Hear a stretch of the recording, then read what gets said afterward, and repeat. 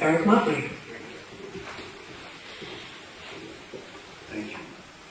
What I would like to see is, I work in an after-school program at South Junior High at, it's called the Lighthouse.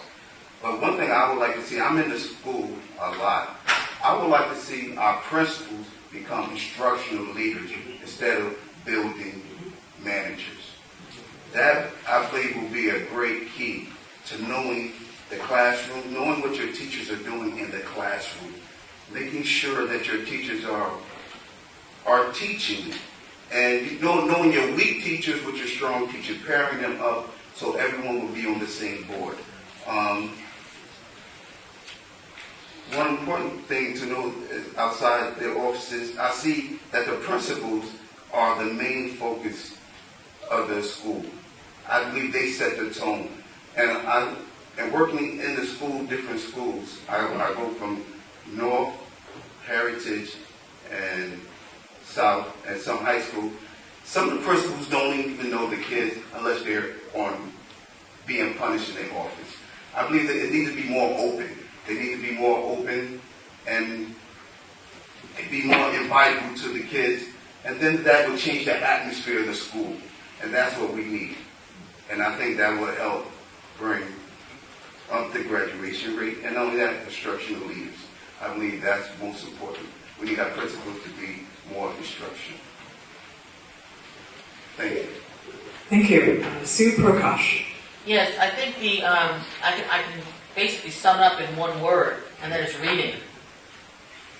We have to teach our children to read, and it has to be done at the first and second grade level.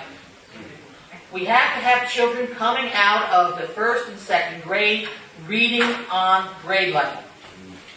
If they don't do that, and they're pushed on, what happens by the time they get to the junior high and the high school, there are discipline problems. Why? Because they're frustrated. Because that's the avenue that they let it out of. I had students in 9th grade that could not write their first name. That's a crime. If a child cannot read by the end of 1st grade, I feel they should go into a parallel program. And all that is taught is reading. And when they get up to grade level, shift them right back over into whatever grade level they would be in, 2nd grade, 3rd grade, 4th grade. If a child can read, they can do math. They can do social studies. Okay? They can do a foreign language if they have a good basics in reading. So that, I think, is the crux of things, is that we have to teach our young people to read.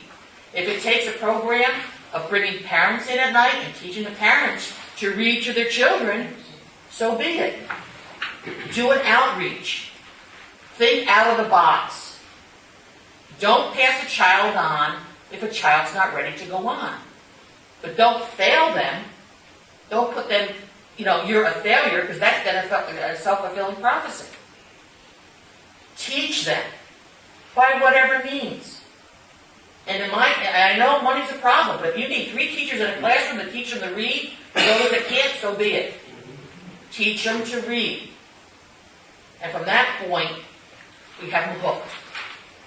Okay? Thank you. Thanks. And Tom Woodhull. Thank you. Smaller class size is definitely Closer. Smaller class size is definitely one way of working toward the improvement, but we have to continue to get parents involved in their children's education. The dropout rate has to be addressed, but we have to have this addressed also in Albany. The opening of a new high school here in Newburgh will have an effect, I'm sure, this September when we open up the old North Junior High and make it a 9-12 high school. This will definitely change the structure of our school system.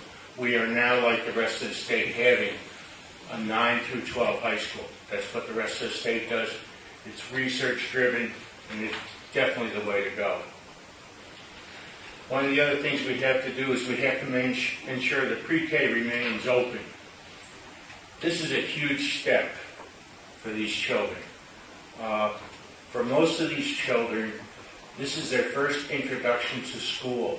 It keeps them interested. They're ready to learn at 4 years old.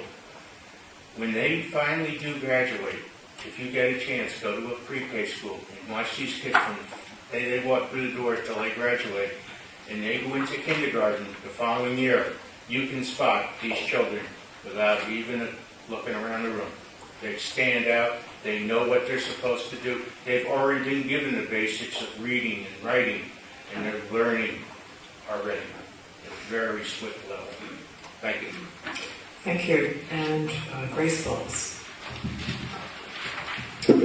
I keep hearing the word reading. I keep hearing the word math.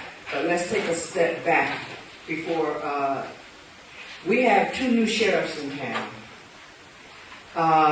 And these are usually, during our hiring process, it became a rite of passage for people to, because you have been here for so many years, you are entitled to a position. You are entitled to move up.